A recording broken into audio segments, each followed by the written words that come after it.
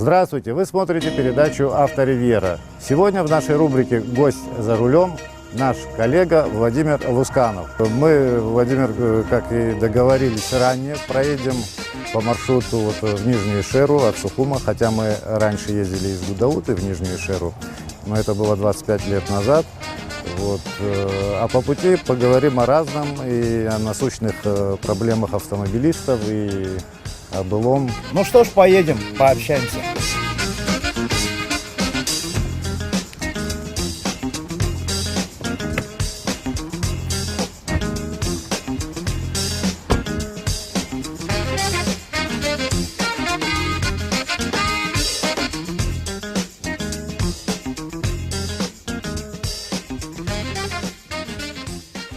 Мы 25 лет знакомы, друзья, поэтому буду обращаться просто. Володя. 20, наверное, лет Владимир работает на руководящих должностях. Сперва на НТВ, потом во Всероссийской телерадиокомпании. А познакомились мы 25-26 лет назад. Это в 92 году, когда он корреспондентом Первого канала приехал в Абхазию освещать войну народа Абхазии 92-93 году. С тех пор мы и дружим, он часто приезжает, мы наезжаем в Москву, мы, в общем-то, скажем... Мы с тобою старые добрые друзья, конечно. Ездили в Нижнюю Шеру из Гудаут, а сегодня едем из Сухума. По хорошей уже дороге. Хорошая, действительно. Владимир стал частью коллектива ГТРК.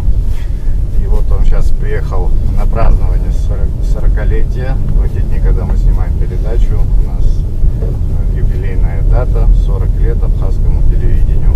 Наверное, вспомним те годы прошлые. Вот это твоя первая поездка в Абхазию. Только мы в Абхазию не приехали, а пришли на теплоходе из Сочи в Гудауту. Поэтому в Абхазию я попал через море.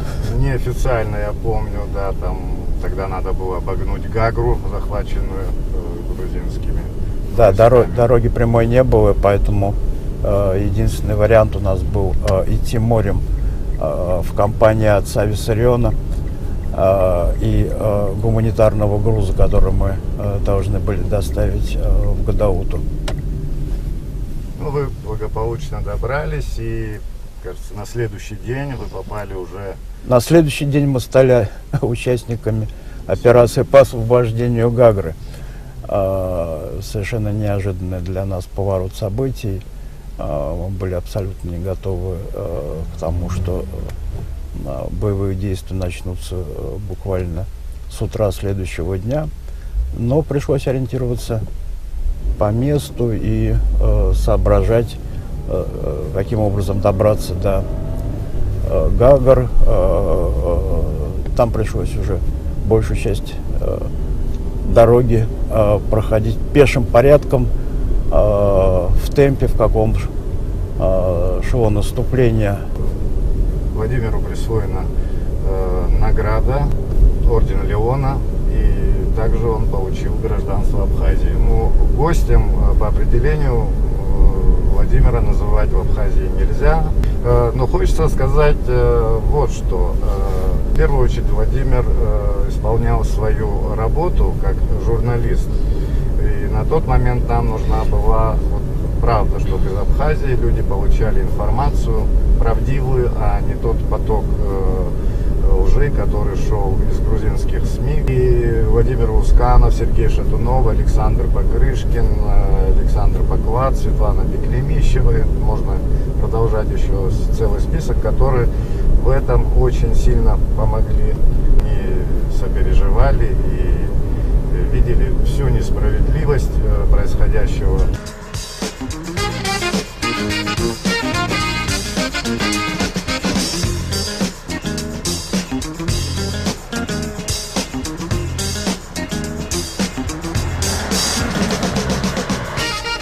И Шеры. Я думаю, Шерский мост. Да, это линия фронта. По сути, это была линия фронта. Мы ездили сюда так периодически с Володей тоже вот. Он очень часто приезжал, оставался здесь неделями. Вот. Ну так надо было. Да, готовил репортажи. В тот период вот эта помощь была для нас бесценной.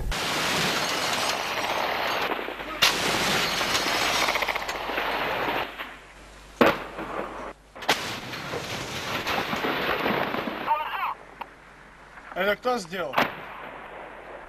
Карбоны денег. Сегодня воскресенье, идет 220.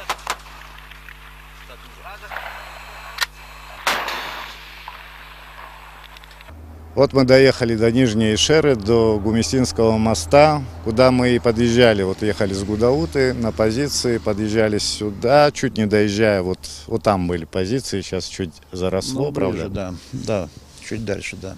В Широму это отдельная история на УАЗике, у которого не работало, кажется, все, кроме нас с тобою. Все остальное в машине не работало. И не зная ни дороги, ни того, как развивается там ситуация, приехали фактически в бой в момент решающего штурма этого села, совершенно не представляя себе расположение абхазских войск, не представляя, где находятся грузинские войска, как-то вот ровно посередине въехали. Но дорога была очень и очень трудная, это правда. Может быть, мы были единственные, кто проехал эту дорогу на УАЗике. Да, туда трехосные машины ездили. Это вот они прорубили как раз эту дорогу под это наступление. И там тогда на самом деле был ад, вот минометный обстрел был очень сильный, и погибло там очень много людей, наших военнослужащих. Из той истории я помню, как бойцы переделали санитарную машину, УАЗик, выбив из него лобовое стекло. Помнишь, они грузились через лобовое стекло в машину. И таким образом их туда помещалось человек 30, целый взвод. И вот такая машина без стекол. Надо было для репортажа, так и поехали. По работе надо было. По работе. Другого способа у нас все равно не было. Не на лошадях же нам с тобой было добираться. Ты знаешь, честно, большого опыта вождения у меня тогда не было. Ну, ты мне не сказал это. Я этого не знал. Вообще трудно себе представить, человек приезжает из Москвы, вот местность он совершенно не знает, едет с каким-то молодым парнем на военные позиции. Ко всему привыкаешь. Привыкаешь. Но первое время мы работали на машинах такси. В Ишеру вот туда, в Олимпийский комплекс, мы заезжали через дорогу из Нового Афона. И я помню, там был странный мост. Он состоял из двух рельсов, положенных по ширине колеи ГАЗ-24. Он по нему проезжал. И таксист, водитель проезжал по этому мосту 2 раза в день. Туда, к Олимпийскому, и обратно. И он делал так практически в течение месяца. Дело закончилось тем, что мы перестали выходить из машины. Мы переезжали этот мост из 2 железнодорожных рельсов на Волге, не выходя из машины. Настолько доверяли профессионализму этого человека. Но это невозможно сделать в нормальных условиях. Человек, который скажет, что он может проехать 10 метров над рекой по 2 железнодорожным рельсам на Волге. Это не просто, конечно. Я ему никогда не поверю и думаю, что такого человека не найдется.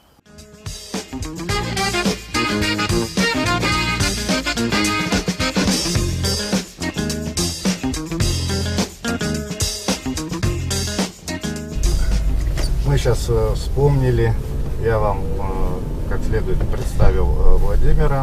Гость у нас сегодня издалека, хотя я, как говорил уже, гость передачи, но в Абхазии он уже не гость.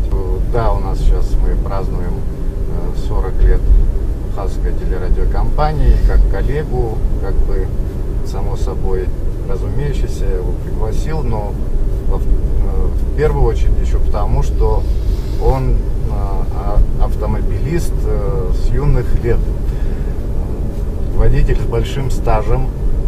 Все начиналось с запорожца, наверное, да?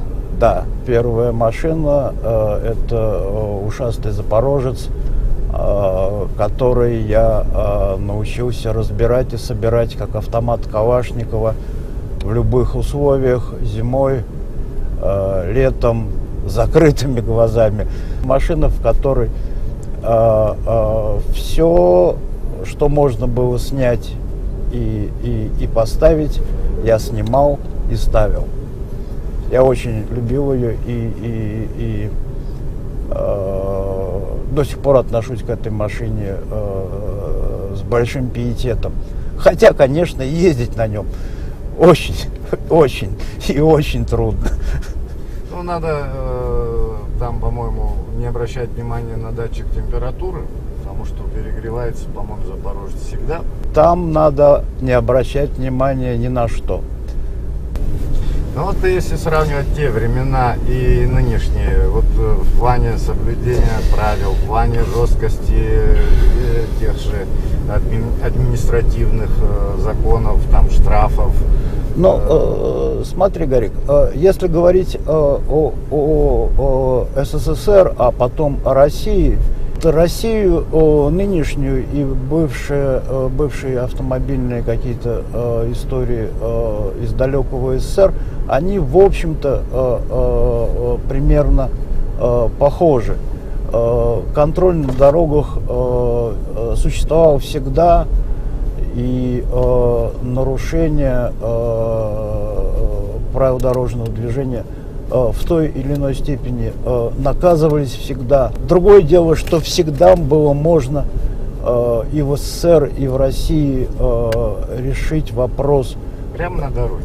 Мы знаем, каким способом. Поэтому вот такого перелома в жизни автомобилистов в России после вот изменения государственного строя, честно говоря, не произошел. Хотя был период 90-х, когда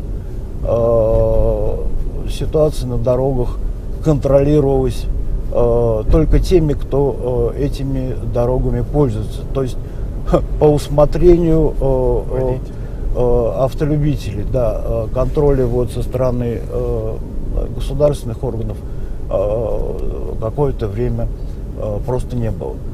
Ну, а сейчас изменения, скажем, в российской жизни связаны главным образом с тем, что значительная часть нарушений фиксируется автоматически с помощью камер фото и видеоконтроля, и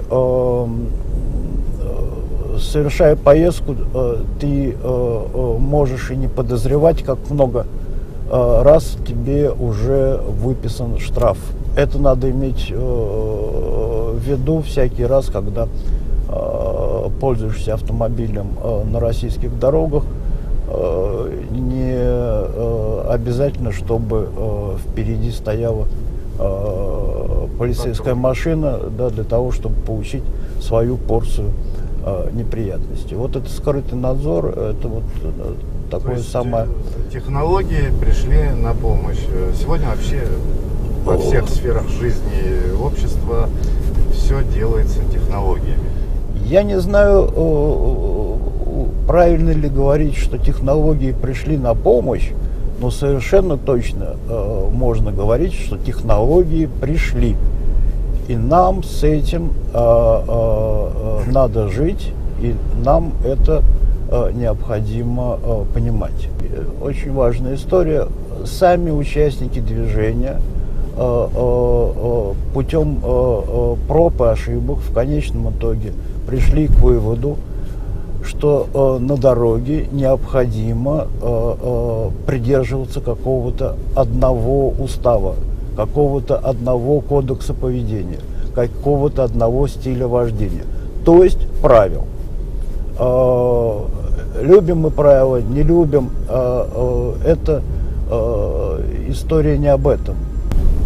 Ну да, соблюдать правила, чтобы на дорогах было безопасно, это однозначно, потому что мы, которые, в общем-то, все проходили правила дорожного движения и прекрасно понимаем, что соблюдение правил, ну, практически исключает ДТП. Кроме там технических каких-то нюансов, которые могут случиться с автомобилем, там, неисправности. Соблюдение правил, помимо всего, дает очень четкое понимание, кто прав, а кто виноват. Если мы забываем правила, история о том, кто виноват, кто отвечает за дорожно-транспортное происшествие, становится неразрешимой в рамках закона. Она становится разрешимой только в рамках особых понятий и представлений о справедливости. И в этих представлениях и понятиях не исключено, что виноватым окажется тот, виноватым окажется слабый, да, ну, если называть вещи своими именами. Все, конечно, это в общем в целом понимают, но без того, что вот над ним висят правила, штрафы, какое-то вот наказание за содеянное, ну вот без этого человек очень сложно идет к тому, чтобы соблюдать правила. Ну, действенность штрафов принижать не стоит, хотя многие говорят, что надо это вот понимать всем сердцем, то есть это должно быть понятие в человеке внутри, что нельзя нарушать, но все-таки для тех, кто не хочет понимать, штрафы все-таки делают свое дело. И штрафы, и, скажем, устные замечания, которые предупреждения, которые делают сотрудники ГАИ, и много чего еще. Все это, безусловно, часть жизни на дороге. Без этого дорожное движение, тем более в таком серьезном ритме городской жизни, оно невозможно. Конечно, вот средства фото-видеофиксации, они хороши в том плане, что с ними не договоришься, зафиксировали нарушение, ну, в общем, ты наказан. А с другой стороны, ну, бывают различные ситуации, когда сотрудник автоинспекции, он может где-то и простить, как-то может там, ну, сказать, больше так не езди, как бы ты ни спешил, там, понимаю, ты сейчас опаздываешь на самолет и прочее. Но были вот в моей практике такие случаи, когда сотрудник автоинспекции идет навстречу, то есть обходится без штрафа. С роботом это невозможно. Весь мир пришел к этому. Это неизбежность, которая вот в Абхазии тоже процесс начался. Стоит еще сказать о том, что в те годы, 80-е, автомобили ну, долго разгонялись. Не было таких мощных скоростных, которые за 2-3 секунды набирают скорость, которая уже опасна. Я к тому, что ДТП это возможно при любых скоростях, но исход ДТП совершенно разный. У водителя должен быть определенный стиль вождения, он у него вырабатывается. Манера. Или манера, да. И она остается неизменной на протяжении всей его жизни. И изменить манеру вождения можно только вот используя действительно административные какие-то рычаги, штрафы, какие-то административные наказания и прочее. Ну, начнем с того, что штраф — это всегда очень обидное наказание. Ты понимаешь, тебя наказывают, гордость твою наказывают, автомобильную. И выходит, что не такой уж ты и замечательный ездок. Выходит, что лох ты какой-то. Что бросается в глаза вот из года в год, там довольно-таки часто бываешь в Абхазии, вот по езде, по движению автомобилей по нашим дорогам. В Абхазии существует понятие культура застолья. Да, это целая наука о том, как надо принимать гостей, как надо их встречать, как провожать, как кормить, как рассаживать, до мелочей. Все расписано в этих негласных правилах поведения, в этих правилах гостеприимства. Я спрашиваю, если существует культура застолья, культура гостеприимства, почему нельзя добиться культуры вождения? Ну, это же примерно одного порядка явления. Тот же набор правил о том, что можно и что нельзя делать, находясь на дороге. Я сюда добавил бы еще одно. Вот, до сих пор на многих застольях люди понимают, что перед ними сидит тоже водитель на автомобиле, но они его спаивают, этого водителя, и при этом, когда уже уезжать, не принимают никаких мер к тому, чтобы он не сел за руль. То есть отправить его, отвезти, чтобы это было безопасно. И потом человек попадает в ДТП. Ну, это вот история ненужного геройства и история этой самой культуры застолья. Хочется бросить вызов судьбе, хочется судьбу обмануть и доказать, что все в человеческих силах, что человек, если он смелый, если он гордый, он в любых обстоятельствах найдет выход из любой ситуации. Это хорошо для разговоров за столом, такие обсуждения. На дороге все это оборачивается одним и тем же. Всякий раз это оборачивается человеческой трагедией, горем и этими восклицаниями о том, как же так, такой молодой, жить бы дожить, как все нелепо. Это вот частое явление у нас, к сожалению. Ну, понятно, что человек, если приехал на подобное мероприятие, где есть застолье, если он сел за стол, то скорее не должен выпивать. Ну, а когда вот происходит такая ситуация, что его все-таки подбили на это, и он выпил, ну, рассуждать он уже, конечно, адекватно не будет. То есть тут надо ему как-то помочь.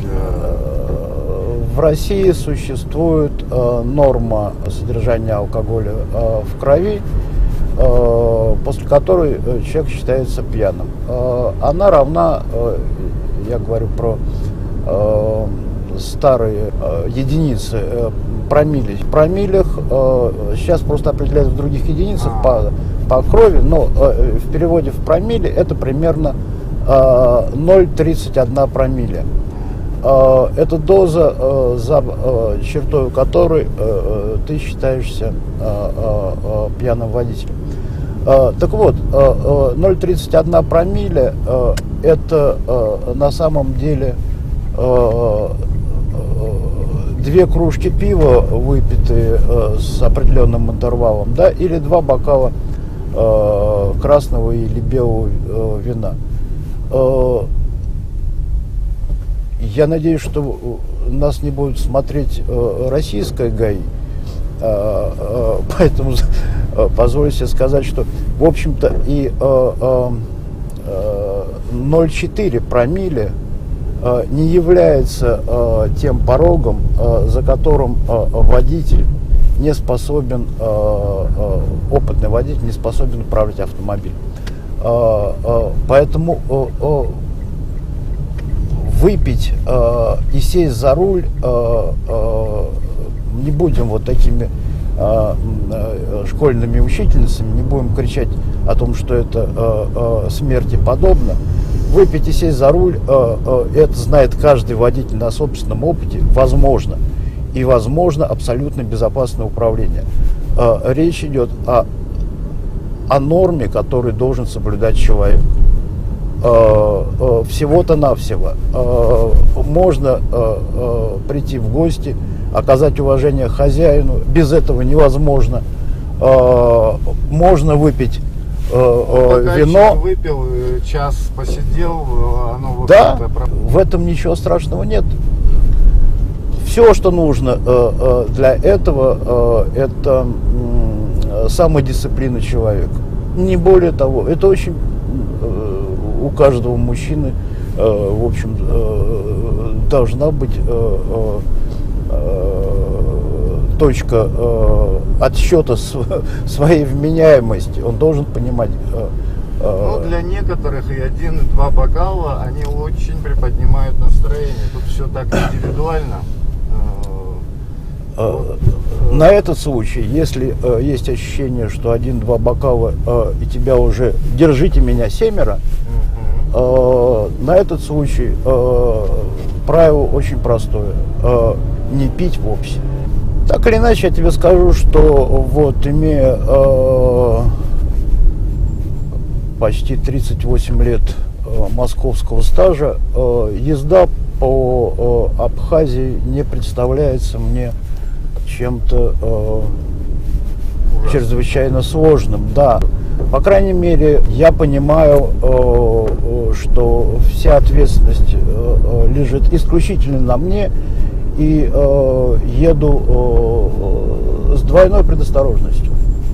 Да, здесь надо смотреть, видеть все, быть гораздо внимательнее и ожидать более чем... неожиданных маневров участников движения. Надо вот, чего понимают европейцы, до чего не дошли еще мы. То есть убедить людей, что езда — это такое обыденное состояние, когда надо с пункта А доехать до пункта Б на безопасной, спокойной скорости, не рвать машину, не мучить себя. То есть доехать, при этом немного потеряешь во времени. Ты заговорил о Германии. В жизни мне доводилось очень много ездить по европейским странам на автомобиле. То, что ты замечаешь всегда, и вот это ощущение у меня было в Германии постоянно, что я знаю правила уличного движения на двойку. Потому что знание правил уличного движения немцами это... Чем могу я возразить? Соблюдают они, да, но организация движения, вот насколько у них организовано хорошо движение. То есть у них на перекрестке, на каждый ряд движения, вот в Германии, есть свой светофор. У них расчерчено каждому, куда можно поехать. Вот, если посмотреть так в общем, можно запутаться в этих полосах, но когда ты перед ней стоишь, радиус вот этого поворота, все там уже нарисовано, в общем-то. На разворот у них светофор, то есть поворот налево у них не разрешает разворот. То есть оно организовано вот очень удобно, мне кажется. И вот эти круговые тоже повороты, когда по кругу поворачиваешь, куда тебе надо. А на автобане там вот несколько полос, обогнал, встаешь на опять в правый ряд. То есть все четко происходит. Кто едет с огромной скоростью, он проносится. В общем, обо всем нам поговорить, конечно, не удастся. Спасибо за то, что ты уделил время нашей передаче в такую хорошую погоду. Можно было лишний раз еще прогуляться, отдохнуть. Гарик, тебе спасибо, что дал покататься на своей машине. по-сухому я получил практический опыт вождения автомобиля здесь, в Абхазии.